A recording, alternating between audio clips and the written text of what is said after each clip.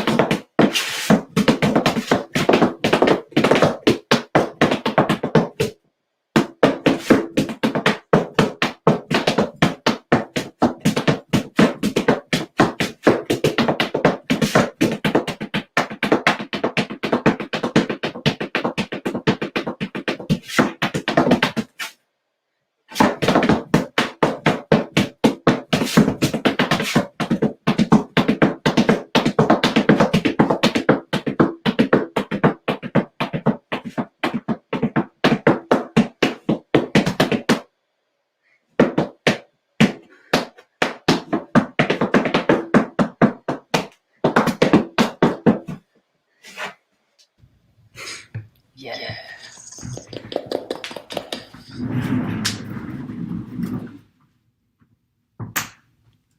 So you all are so chill. I feel like I'm gonna like loud Irish dancing. Here we go.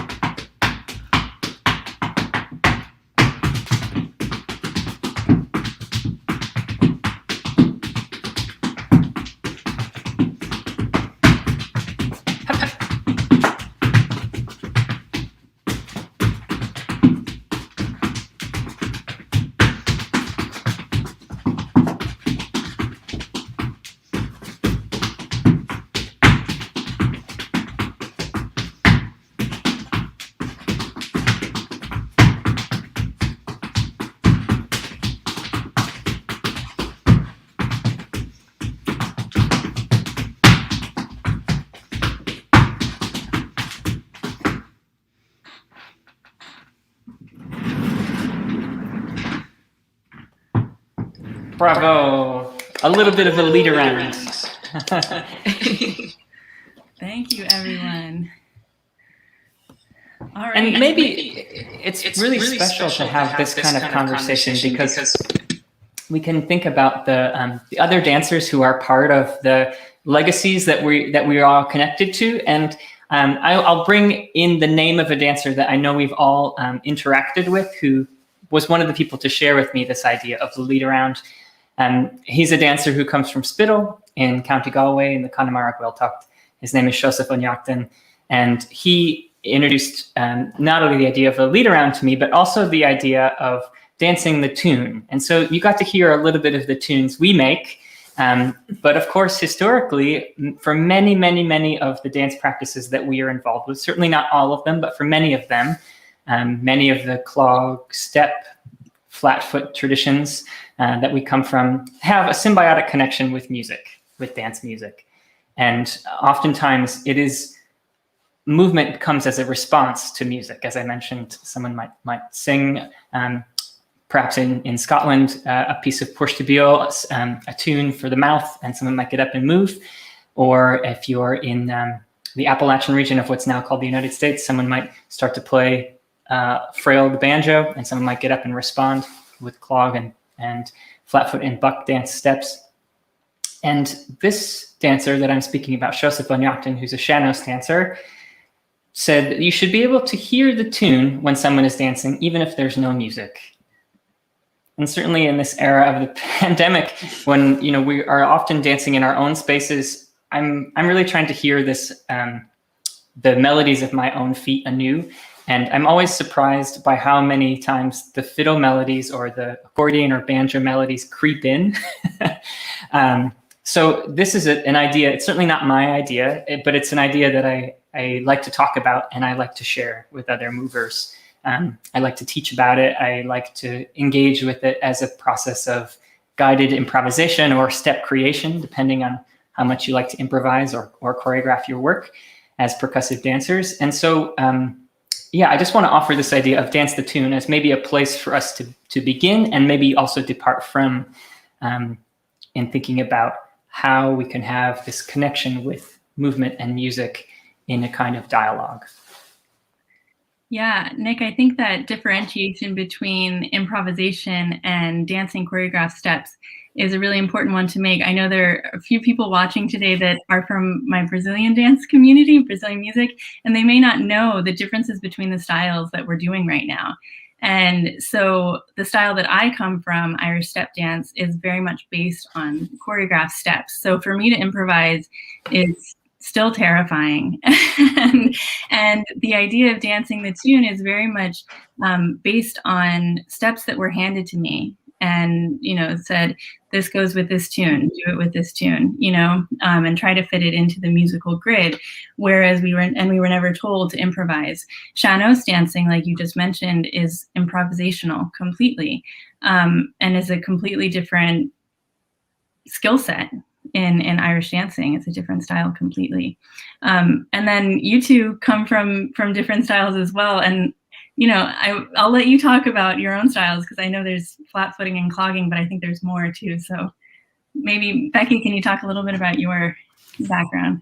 Yeah, I think it's Nic and I both grew up in Michigan, and we both managed to fall in love or be inspired by Appalachian music and dance as well. And that was a big part of Wheatland Music Festival that kind of introduced us to that and introduced us to the master artists or people that were visiting those. So we're talking about Fiddle Puppets, Ira Bernstein, John Hartford, names like that were people that Nic and I kind of grew up seeing. And then we grew up near each other somewhat. We were in Michigan, so it was always that chance to trade things with each other, which is super influential. So I would call a lot of what I do based in Appalachian music and dance. I also, because I grew up in Michigan, I was hungry for any percussive dance form I could get my hands on. So that festival offered all different sorts of workshops and Irish step dance and waltz clog and tap dance. And so I was also a studio tap dancer growing up as well. I was just hungry for that musicality. So that's what I base mine in.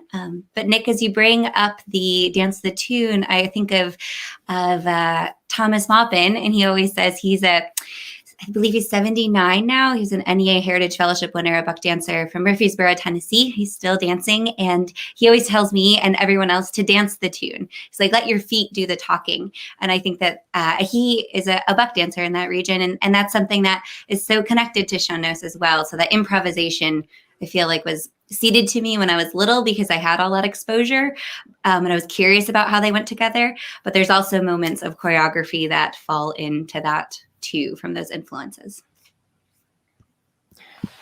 I also think of Dance the Tune as a way of thinking about connections with our musician colleagues, or I guess we could also call them dancers who hold things. We know that there's no sound or music without movement of some kind. You must move in order to make sound. Even now, I am moving as I speak and utter breath through my lungs and through my vocal folds. So in a way, I've been thinking about that as a kind of dance, and certainly thinking about the collaborators that I work with. Like This Is How We Fly that you heard at the beginning of our time together. And also thinking about maybe artists who are no longer with us, maybe artists who are part of a tradition but have passed on. And this first video example that we're going to show gives us a little taste of that. It's a fiddle player named Patrick Bonner that you'll learn more about. But Dance the Tune for me was a way to try and connect with this sort of ghost of a fiddle player from the past, who's actually from our home state, from Michigan. So I'm happy to share this with you. This is a little video that was a commission from the Irish Embassy in Washington, D.C. as part of their Shades of Green programming on Twitter, actually, that happened this summer. So this is Callahan's Reel. Hello, my name is Nic Gareiss, and I'm speaking to you from my home here in Michigan, where I'd love to share some percussive dance, as well as the fiddle playing of a great Irish-American fiddler named Patrick Bonner, who is from my home state. Patrick was from Beaver Island, Michigan, and he was born to two immigrants from Erinmore Island in Donegal. He was known as a dance fiddle player, and he grew up listening to fiddlers in his community who would play for people moving together, and then he went on to do the same thing himself. And when I first heard his music, which was recorded by Alan Lomax and Ivan Walton in the 1930s, I started to wonder if it was possible to have an intimate or maybe even a queer relationship with this fiddle player across time. Thinking about the ways that his dancing bow arm might guide my sounding feet, and also thinking about ways to bridge sight and sound and touch with this ghost of a fiddler. So I hope some of that synesthetic blurring comes through, and I hope you enjoy. This is Callahan's Reel as played by Patrick Bonner.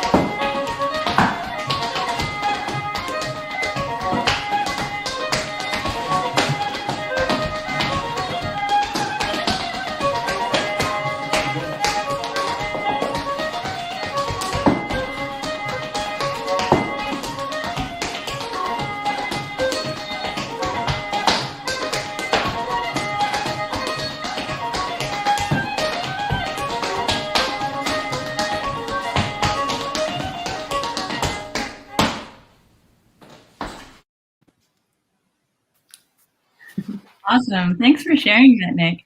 The first time I heard the phrase dance the tune was from you, actually. And so I always credit you whenever I say it and I know you published about this idea too. I had thought about it in the sense of like traditional Irish set dances, like the Blackbird or Garden of Daisies, that like, when I dance them, I hear the tune, and I have to think about the steps in order to sing the tune, which is something I just discovered is the opposite for some people. They have to sing the tune before they can remember the steps. But I love this idea because I had never thought about it with other tunes. Why would an Irish dancer think about that? A competitive step dancer, I mean. But the other question that comes to mind, of course, is how do we hear the tunes differently as different dancers? And this kind of speaks to a project that Becky was working on recently about the translation of tunes through choreography and how we hear things differently and how we interpret. Yeah, I'm really interested in like choreography as translation. And what I did recently is I roped Kate and Rebecca McGowan and both two Irish dancers. I also brought in a tap dancer, Roxy King, and a couple modern dancers. And what I did was I sent them my feet dancing the musicality of the tune, but my tune was playing in these headphones, so they couldn't actually hear it. And then I sent it to them, and I said, like, okay, we talk about letting our feet do the talking, so we talk about dancing the tune. Can you create steps that are inspired? Like, can you create steps that are in conversation with this? And I had the easy end, right? Like, I heard the tune. I was the only person hearing the tune. So maybe Kate, I would love to hear or if you would be willing to talk about your discussion of kind of like dissecting the melody, because it's basically this melody line from my feet and kind of creating things in conversation with that. Yeah, it was super hard. I mean, it was the whole time I was like just wishing that I could hear the tune. Like, I was just so hungry for it. Like, and I loved hearing your rhythm, and I could feel it. I could get into it, but I was just like, maybe it's an Irish dancer thing. Like, I just wasn't having to riff off of what you were doing. Felt like, or even just echo exactly, was like, I was worried that I was going to miss a sound, or, you know, that it would be slightly off. And I started out trying to be very, very true to what you were doing. And then later towards the end, I was like, well, screw it. Like, I'm just going to do whatever because this is too hard. But it really made me reflect a lot on like my own process, and like not being an improviser by training, really, just by force, was like, it really made me think about a lot of things. It was a really interesting project, and I'm eager to see the others and hear the tune. I know. Oh yeah. Sorry. I told Kate I would reveal the tune today. It's Brushy Fork of John. Wait, is it? Let me make sure that that is not just in my head. I have so many heads. No, it's Bouchant Lincoln. That's what it was. I also slowed it down, and as opposed to it being, it's normally a dance tune. You can hear, like, if you were like, what is Bouchant Lincoln? You can like do that right now. And Uncle Earl has a version. There's tons of versions of this. And I sort of slowed the tempo down and dissected that. I also think so many of the dance forms that the three of us work with, like, innovation comes from mimicry first. Like, you mimic the sounds, you mimic the steps, and then you sit with it and you like dig into it. And then that's where you find the curiosities. So I think this is just like a new way of looking at that for me. It's wild, the videos. I was telling Kate, like, we should have made a montage, and it didn't happen, but it'll be presented in some way. But it was just such an incredible way to see how that gets deconstructed, and what our inclinations are, and also how similar they were. Like, I kind of played with like overlapping some of them, and the choices that we just innately make because maybe that's the rhythm that we hear, or the way that our body interacts with that floor that we're on. It also felt like a way of that lead around today. Like, I felt like I was leading around and taking a rotating circle with everybody. So that's a fun idea. I encourage all the percussive dancers out there to find a friend and do that with them. I love that idea. And Nic, I know that you teach a lot of workshops called Dance the Tune. So what are some things that you would point out to people, especially beginners, like to look for in a tune that they could respond to?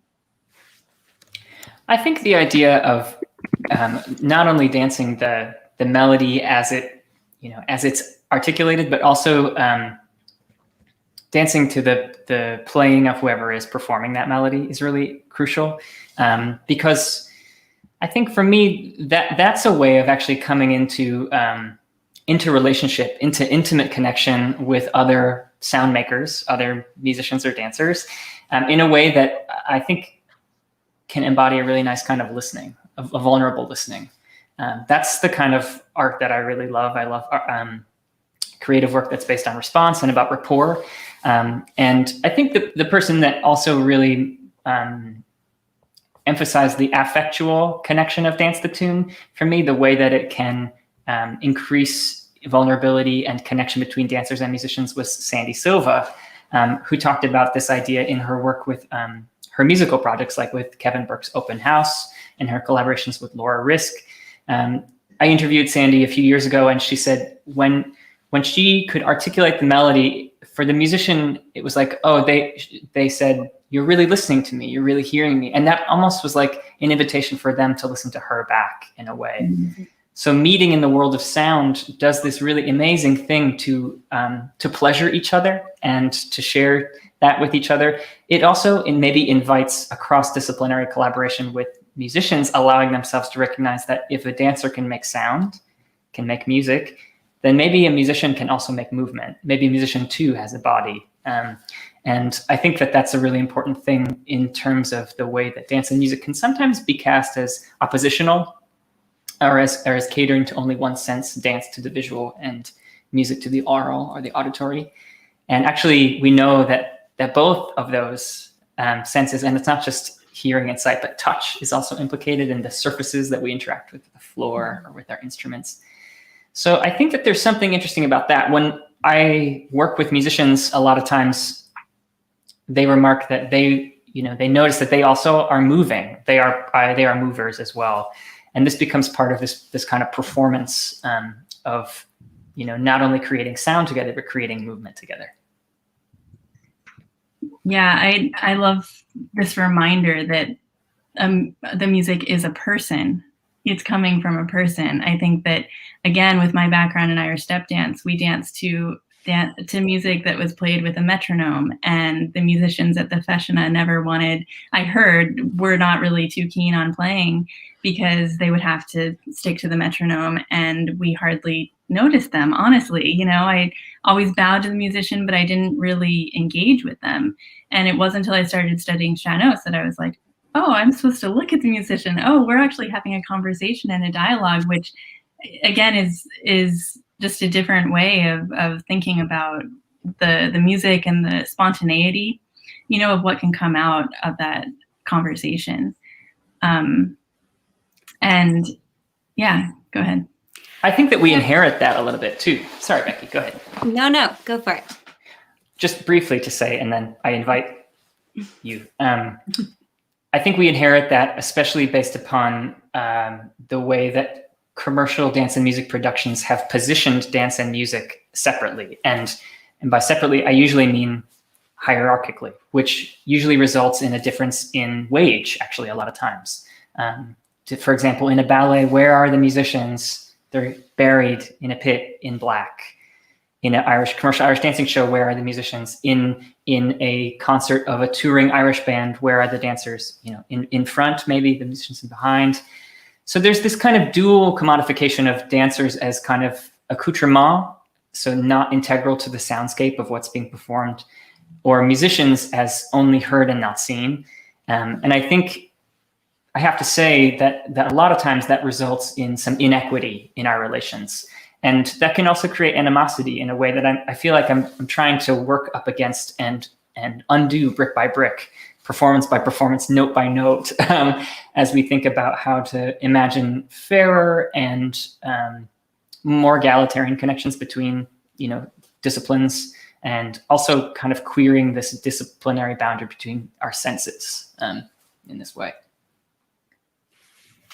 Yeah, and thinking about that spontaneity, I was going to have Kate bring up a video that this happened this summer. I happened to see a friend of mine distanced, and it was the first time that I had danced to someone making music, and how much I just wanted to be near them, and I still couldn't be near them, but I could share in these like separate worlds that were still interacting. So we're going to bring up Milky White Way, and this is with Anna Herod. She is a born and raised, proud Kentucky woman who has a legacy of music in her family and is a dear friend of mine. Hi, everybody. My name is Becky Hill, and I'm here with my friend Anna Herod, and we're going to do a song she just taught me. And I learned this song from a recording of the CBS Trumpeters, and it's called Milky White Way.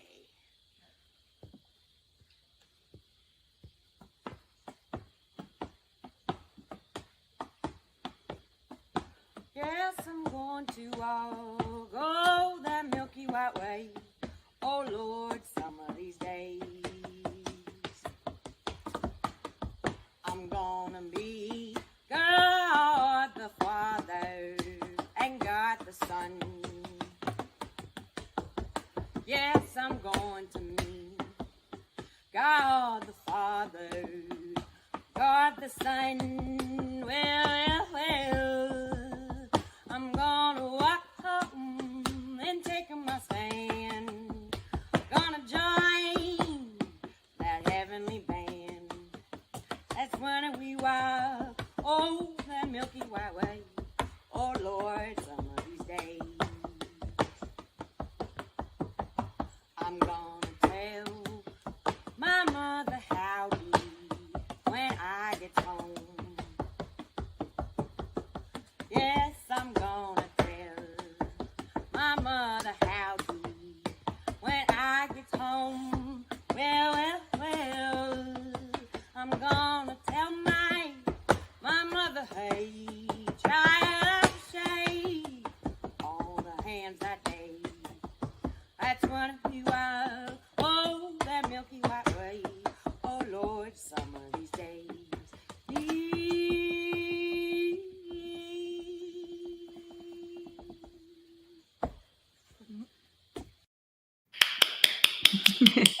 That's so beautiful and soothing. Like I could just listen to her voice and your feet, and that texture on the bridge is so nice. Yeah, I was thinking about how Nic brought in the ground to our conversation, and the fact that also in COVID, the ground feels like that underneath us. Like it doesn't fully feel stable, it feels responsive. I was also thinking about, Nic, when you were saying the embodiment of the musician, and how Anna is just always, and this is whether she's playing fiddle or whether she's singing, she always has this like weave, and if you feel it like in her soul. And so I was just noticing this time, I was just watching Anna move, not the dancing at all. Yeah, because she's moving too. I mean, it's beautiful. The soundscape is also amazing to hear you both echoing through. Like, where was that filmed? Tell us about the process of making that. Yeah, so it was filmed in Paw Paw, West Virginia, on actually the property of Lisa Amelie. She's an incredible photographer everyone should look her up. Her work is stunning and captures a lot of, she says, the darkness and light of West Virginia. So and of America, actually. So who was there, and we were on her property, and I camped outside and all of that, but it was like this celebration of being with people, even though, we all had our ways of working. And it was the first time I was able to safely collaborate. And like the fact Anna brought her fiddle with the intent of my dance. I mean, we were just like lost in it. And we were like, where can we dance? And we're dancing on the board, like just finding all these unusual places just to find that connection. I felt real grateful for it. I think that's happened twice this whole year. It has been a long year for that. Yeah, we definitely need connection right now, and it's been so hard to do it during the pandemic, but we found ways to virtually do it. And I think that one of the reasons why I wanted us to have this conversation publicly, even though we had it, privately over the summer, is because I think it's so important to share with people what these steps mean to us. Like, and this sound, I think that people we're a very visual culture, right? And especially in dance, I mean, often if you're not a percussive dancer, may not notice and be quite attuned to the sounds and what the meanings of those sounds are, and that they can have very deep memory and like ancestral links and all that kind of thing. And I'm really interested in this idea of kind of responding to this idea that what we do is just steps.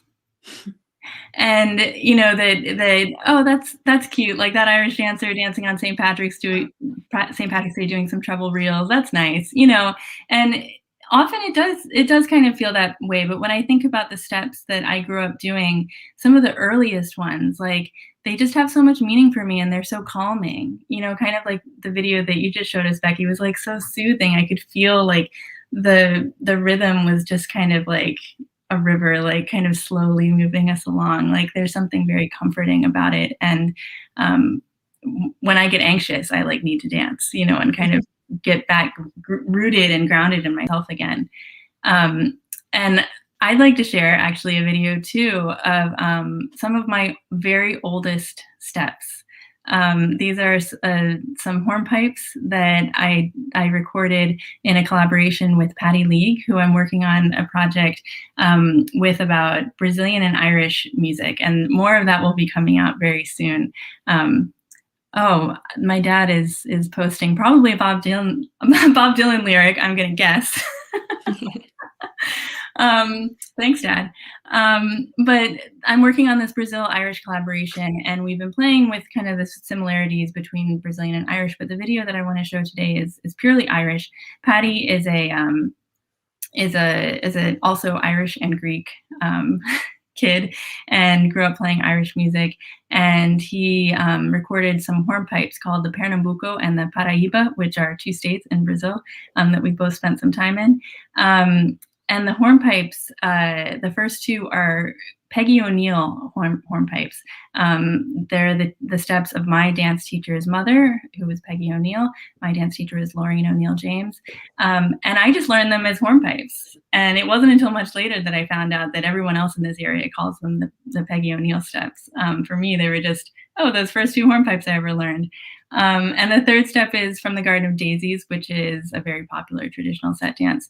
And the last one is a step that I learned off of a video from Frida and Moraid Gray, who were performing for an RTE TV program in the 80s. And it's on a YouTube video called Hornpipes from the 1980s.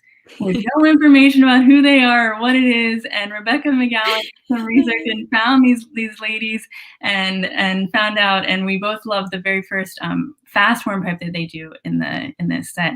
So I nabbed that one for this video as well.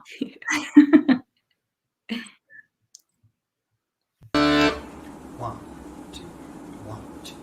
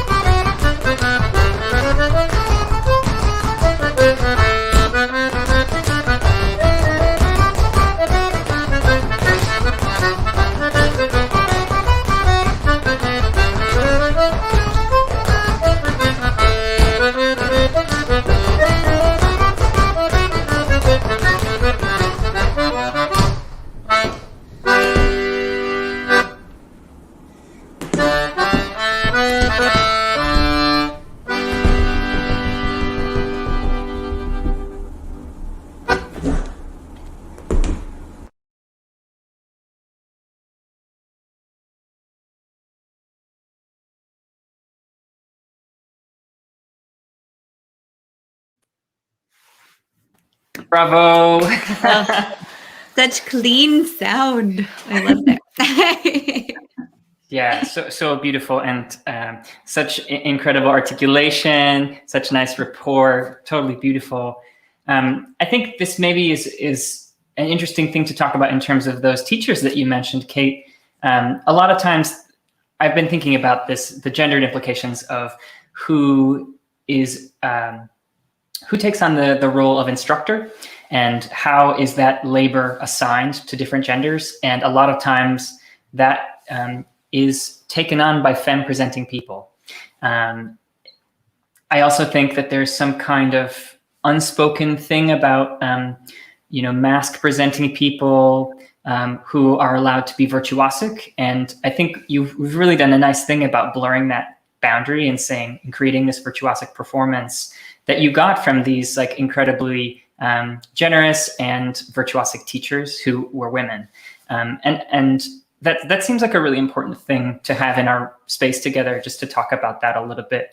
I'm thinking about the trope of freestyle or improvising male or mask presenting Irish step dancers in commercial Irish dancing shows, which has a certain kind of borrowings from different forms, and who makes up the core to dance in the back, and then also who becomes like the dance teacher and who shares that. So I just want to mark that a little bit and recognize that there are some gender imbalances in terms of virtuosity and pedagogy that happen in percussive dance practices. Yeah, I think that one thing that we talked about in the discussion leading up to this is kind of the burden that I feel of bearing a tradition.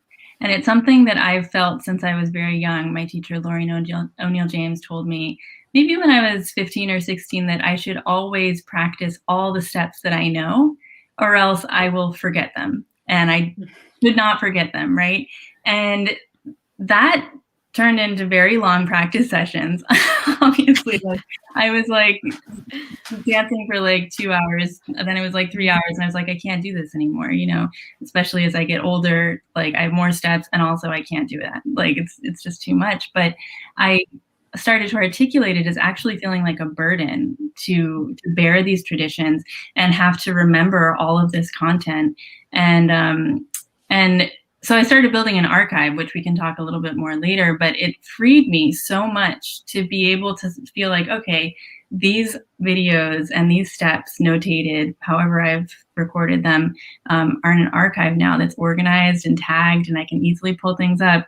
But now I can go ahead and innovate and create more stuff and experiment a little bit, which is something that I actually only just had the creative and mental space to do throughout the pandemic, because I was just dancing before to kind of let go of stress, but now I had this past year, had a little bit more time to experiment and felt the freedom to be able to just create. And for an Irish dancer too, I think that's, I don't always improvise. Like that's something I've always struggled with. So having steps that I can say, these are mine, I've created these, or these steps I got from this person, reminds me of that person or that situation or that event or whatever is really important to me.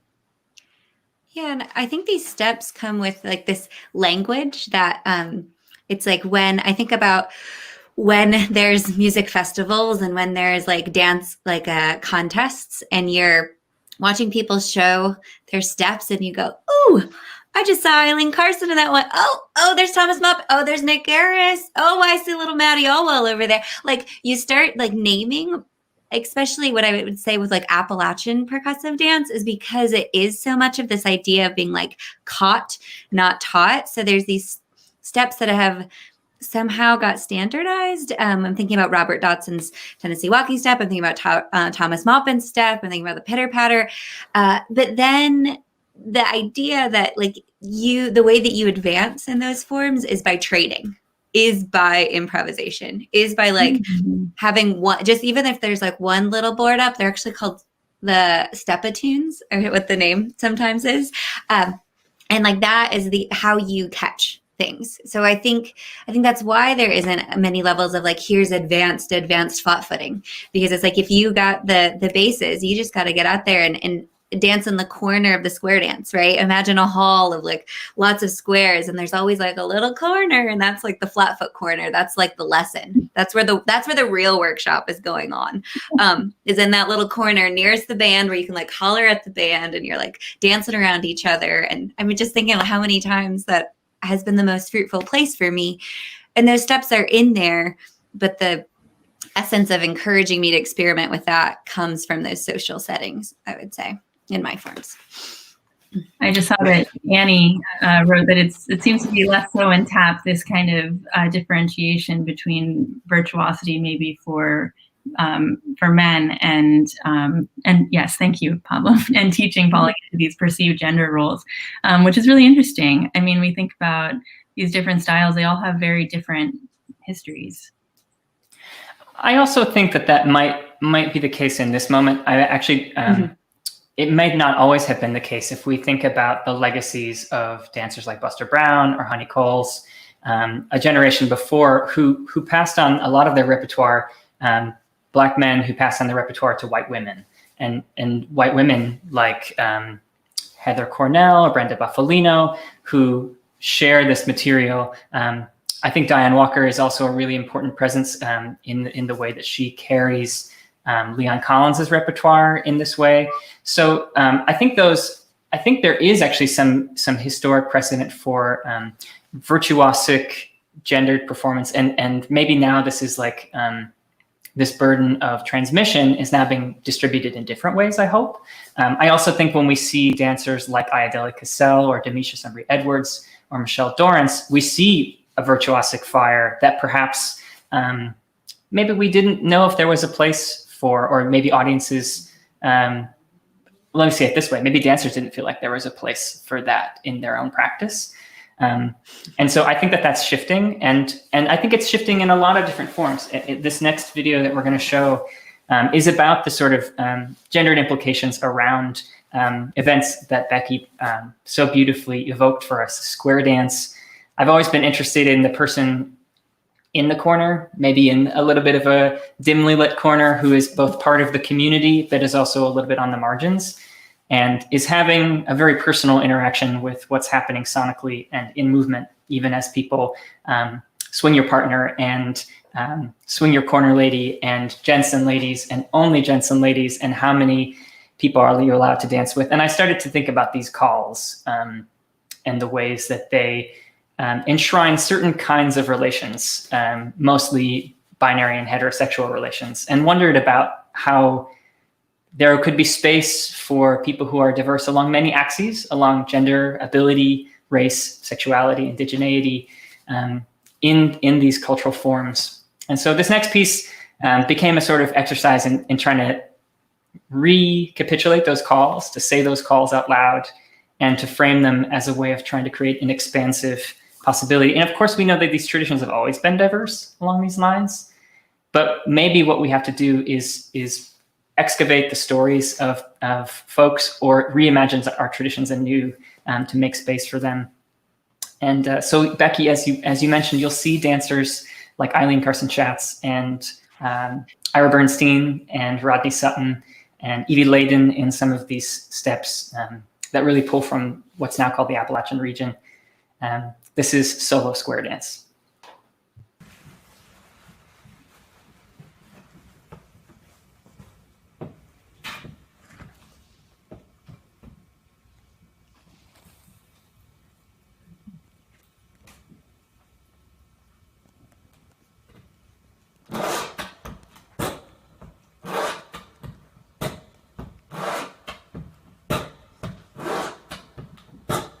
Now you swing your corner, lady.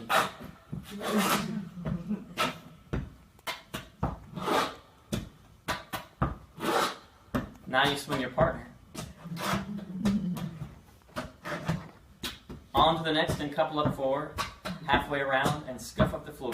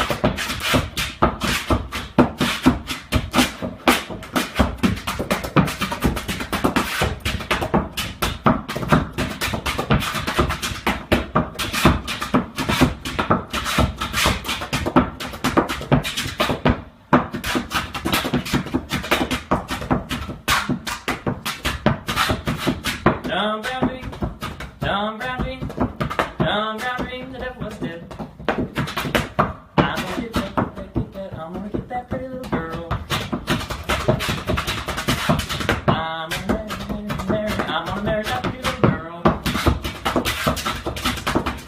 John Mary, John Mary, John Mary, that was it.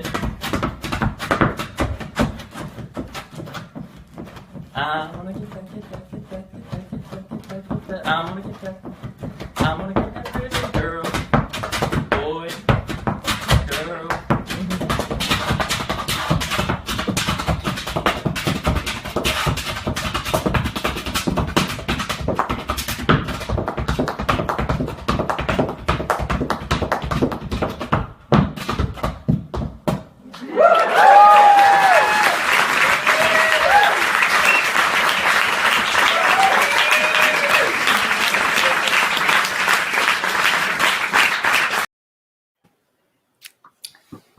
Thanks, everybody. Solo square dance.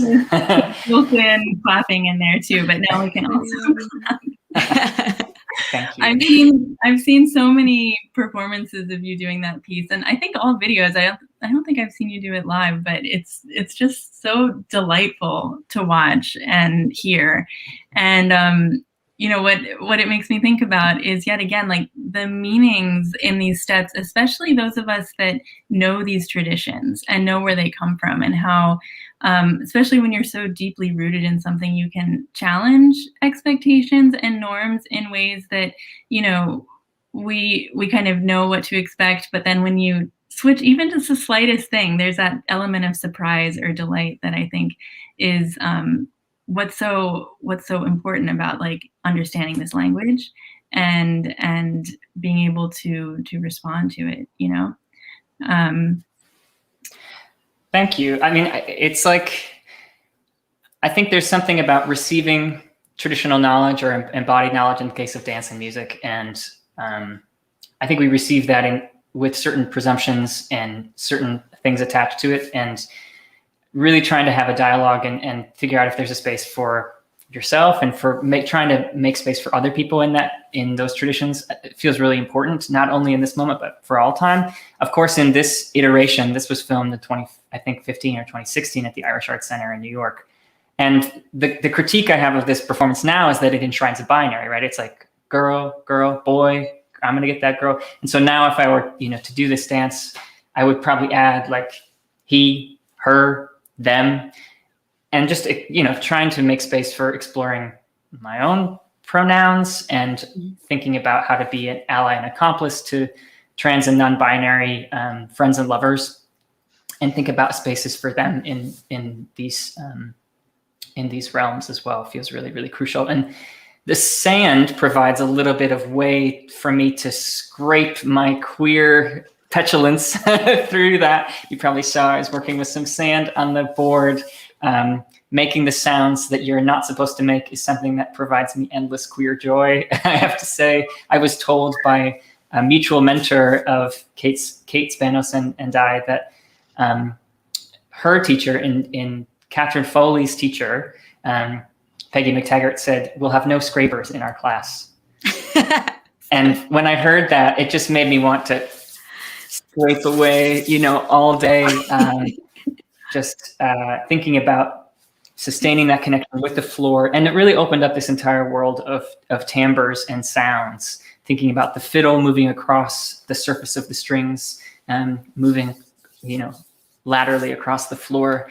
And I know Becky is also doing some really incredible exploration in terms of sound and the really reflexive interaction with shoe and surface. Would you talk a little bit about the collaboration you've got going on? Yeah, I am. I'm curious about that, of like how we can trigger new worlds, maybe by engaging with our surfaces, our feet, the music, creating music in different ways. And so this is now sort of a several year off and on collaboration with Eric Spangler, the DJ Double 8 from Baltimore. And we got this idea of triggering a step-a-tune dance board by putting a contact mic at the bottom. And then it goes through a modular synthesizer, which he is also triggering and interacting with at the same time. And so we're both sort of taking the lead, who is going where and when, and what sound is coming through. the contact mic is triggering 3 different sensitivities. So there's like a soft one, like a sort of medium, and then a louder one. And you'll sort of see it rotate. And then to loop this back to what we were talking about with steps is he presented a score, a rough score that we were kind of following along. And he was like, I want it to swing here. And I was like, okay, we're going to swing here. And then I just got into this groove of sort of Leon Collins inspired steps, thinking about the time step, which is like one of the most universal tap dance steps that kind of encompasses Broadway to hoofers and those kind of things. And so you'll see me exploring with, I feel like the steps are not the virtuosic thing here. The steps are keeping us in that rhythm and that groove, and the way that new worlds are interacted is how the system is triggered with it. So it's definitely a work in progress, an experiment, as we call it, and excited to share.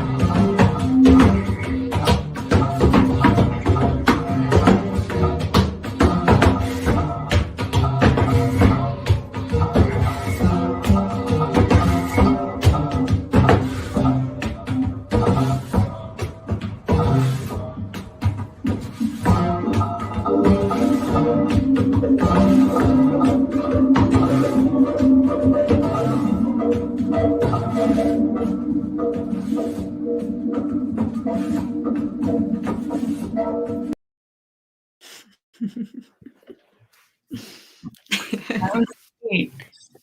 Thanks for coming, Ryan. Yeah. Ryan, you're amazing percussive dancer, flamenco. And actually, I shouldn't say percussive dance because I heard he doesn't like that term. But we'll talk more about that later, Ryan. Thanks, Becky, for sharing that. That was so cool. It's so interesting to see how technology is used, and that yet again you still have the sound designer, the musician, like in the space with you. So there's this liveness and this live connection. I think that. Go ahead. No, go on. Go ahead. What I was going to say is I think what's curious to me is that what we're just beginning to unearth is that those can be the sound selection, or what is emanated can even go with that idea of memory that you're also holding. So we could have someone talking, we can have someone humming a melody, you can have it. So I feel like there's so many avenues, right? And it's just kind of bringing those worlds together. Yeah, I think one piece that I'm always reminded of in bringing history into a space is Colin Dunn's concert.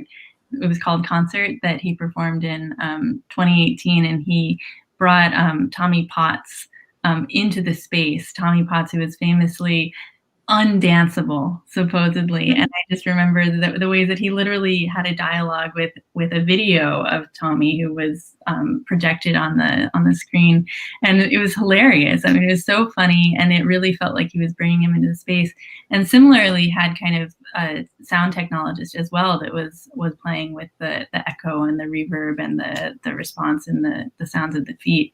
And one of my favorite things was that Colin sat down to the piano to try to play Tommy's version of the Blackbird. And like, I was just waiting for him to dance it, because I was like, this is like, I hardly recognize this. How is he going to do the Blackbird to it? And he didn't. Like, he just didn't dance. And to me, that was like one of the most respectful things, you know, in the sense that like, he just wasn't even going to touch it. And those of us in the room who knew the Blackbird, I think I was sitting next to Rebecca McGowan, and I was like, you know, we knew that what the step would have been.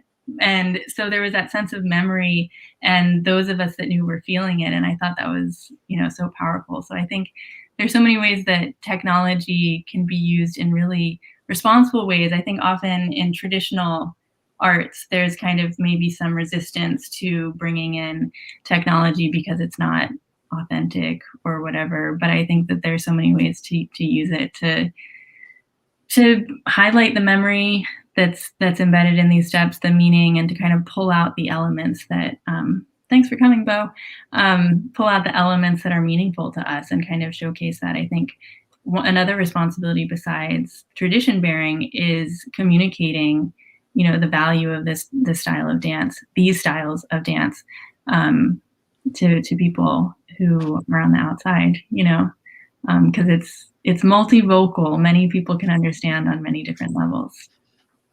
Yeah, I mean, doesn't Colin also say tradition is a bunch of people in this great way? And it reminds me of a few things, you know, collaborations that are happening. I know that a project that was started by Gene Butler in New York City called Our Steps, which is about collecting and archiving Irish step dance repertoire, as well as creating oral history interviews. I'm working on an essay for this project right now, which is about queer Irish dance lineages. But it also reminds me, Kate, of your project about step and video reconstruction, and some of the work that you've been doing with Donica and Celine Hession, Donica Moynihan and Celine Hession, with Rebecca McGowan. Can you talk a little bit about that process? Yeah, thank you. This is a brand new project that Rebecca and I have been working on. We actually started this idea of reconstructing steps from old videos a few years ago at this point. And it started with Rebecca learning the steps from Donica and Celine's slip jig, which is, if you follow any Irish dance kind of pages on social media, it's come across probably, because it's quite well known at this point. And it's just this beautiful hard shoe slip jig, which is unique. Today, we usually think of slip jig as something that's only danced by women and danced in soft shoes. But it's a really just, again, delightful kind of like look into the past at what the style looked like around that time in the 70s, which is this really interesting era. We've kind of identified the 1950s to the 1990s as an interesting era for video recordings, because video was quite widespread, you know, like there was TV and people could do their own home videos. But it was before video was also like widely banned from competition. So, and it was before Riverdance. And so we see this really interesting style between the old style, the quote unquote old style, and the Riverdance and post Riverdance style that has become so incredibly virtuosic in a certain way. Rebecca and I, and we brought on another partner, Samantha Jones, an Irish dance scholar at Harvard, is the virtuosity of this particular era and how we can reconstruct the steps from videos that we found, and find those delightful moments of especially rhythmic musicality that we don't feel we were trained in growing up in the 90s and the early 2000s and competing in the step dance world at that time. So we have put together a list of videos with Donica and Celine, Peggy Cannon, the McNiffs, some other unknown. We need to find out the names of a couple of gentlemen who are doing some amazing hard shoe jigs. And I'm probably forgetting some others, but we have this list, and we're looking for funding to do a whole series of like symposia, and so donate to Educarte. No, we are seeking funding to do like a whole series of symposia and workshops to actually reconstruct the steps from these videos, which is a very difficult process, like to watch the videos in slow motion and try to figure out what the stylistic differences are and that kind of thing. So I'll share a video of Rebecca and I dancing Donica and Celine's slip jig. I cut it a little bit so that you don't see their full kind of intro, but you can still see them in the background. And Rebecca, I'll give her the credit for reconstructing all of these steps and teaching them to me, which it's much easier to learn them from the person that's learned them from the video. Like live transmission is still alive and well. We need that more than video. It's very different. And this was performed at the Dance Complex in Boston in 2018.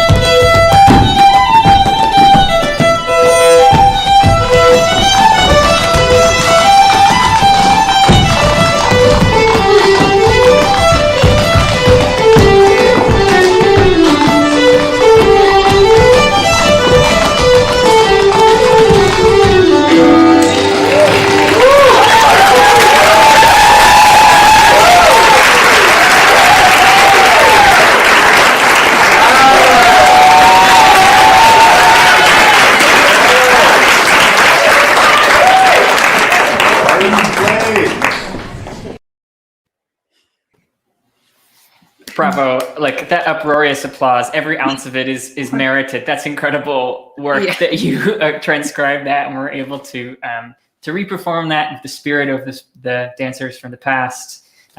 Beautiful to see the people framing the space as well. Almost like they were in your living room as well, sitting around. Someone struck up The Kid on the Mountain and you danced those slip jigs together. It's beautiful. Yeah, it's a super cool space. It's a concert called Tiny and Short, and I believe they do it every year. And the idea is that it's either a very short piece, I can't remember, like under 2 minutes or something, or tiny, so within that box. So we had to really keep it tight, and we, some people did, like, they just sat on the stage and did like face dancing, which was amazing. I mean, people are so creative at this particular concert. But one thing I wanted to mention actually is that part of this project that I forgot to say before is that we will be inviting these dancers from these videos to engage with us. And that's such an important part, again, if we're talking about keeping connections and keeping in touch with these people, those that are still living, to be able to hear, not just their stories, but also what was the style back then? Like, one of the things that we've really noticed in these older videos is cross keys and how different they look in, like, these cross keys that Donna and Celine do are so fast, and it's like so hard for me. I'm used to like dun dun dun dun, like 4 beats, and this is like 1. It's like bleh, and it feels like you're just spitting it out. And so things like that, like, how can we have conversations about these little details that mean so much to us, and that they may remember how they learned them or whatever. So we want to have these conversations and just engage, and we're bringing musicians in as well. So making sure to bring it full circle, Beautiful. Yeah. Beautiful project. I can't wait to see. I hope to be there in person when it happens. Yes. Yeah. We hope. We'll see. I mean, we're looking at a few years from now to get everything together. So yeah. All right. I think we're about ready to wrap up. But are there any final things that you want to share that you didn't get to say in the past hour and 15 minutes? I think first off, I just want to say a big thank you. It feels like such a treasure to talk about the things that we all hold, like as a percussive dancer, as a flat footer, as a clogger, as a music maker with my feet, is to share that joy with both of you. It just feels like a really rich moment, especially during these times. So I just want to thank you so much, Kate and Pablo, for organizing this. Yeah, great big thank you. And thanks to Becky for convening us, reconnecting us this summer. And thank you to you all in the chat. Thank you for your words, for your notes, your heckles. I see Annie McKinley, I see that note. I'd love to continue this conversation. I just want to acknowledge the assemblage of ideas and identities and perspectives we have here. I like this term assemblage. I'm borrowing it from Jasbir Puar, who's a brown South Asian queer theorist. And I think it has relevance for dance in the way that we are assembled in this moment, in the way that movers assemble ourselves together.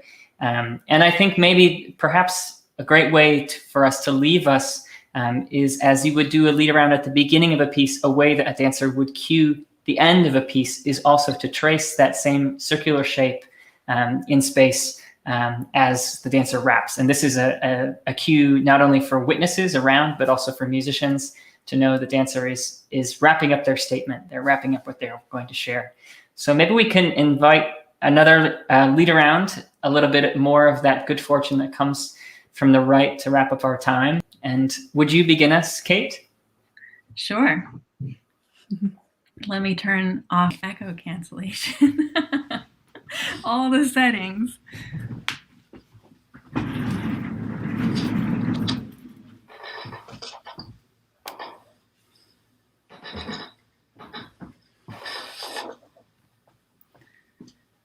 All right, what am I going to do?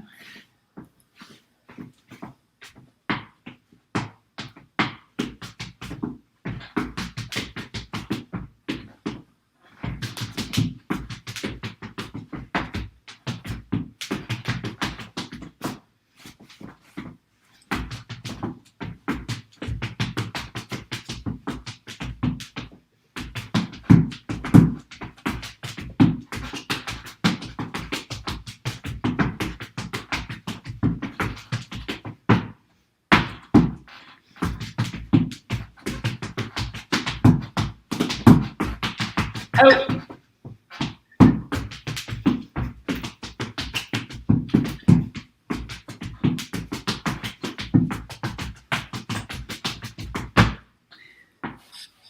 it away, Becky.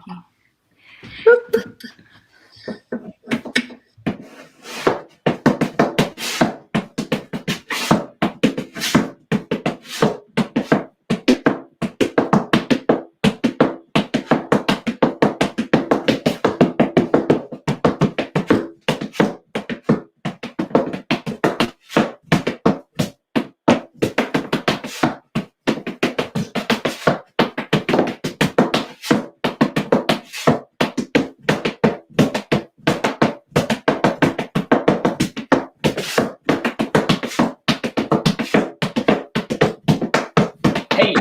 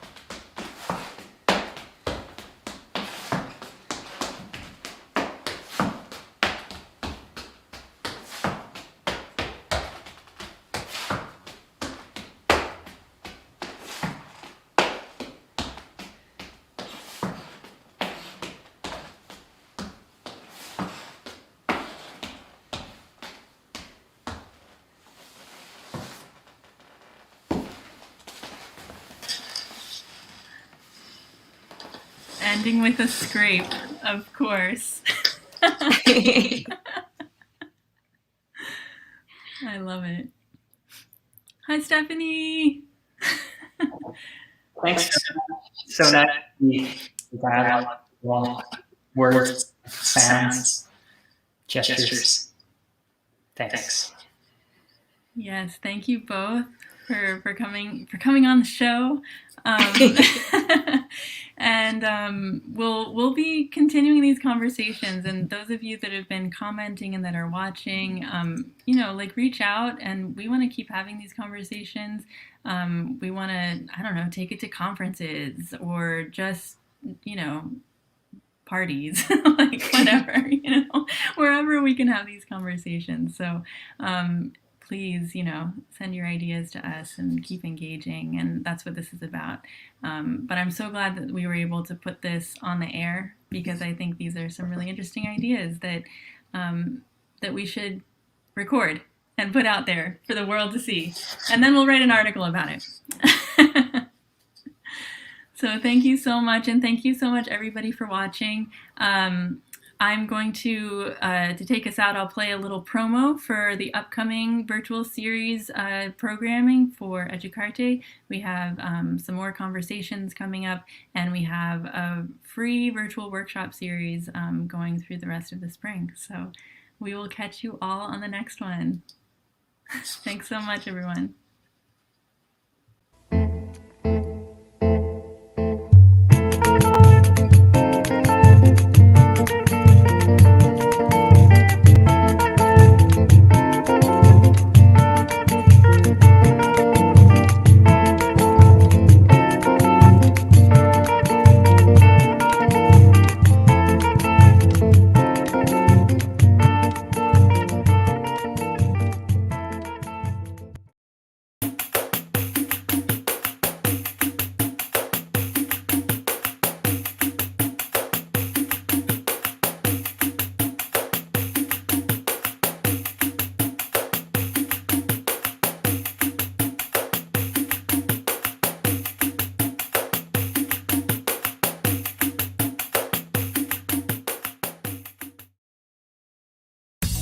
two.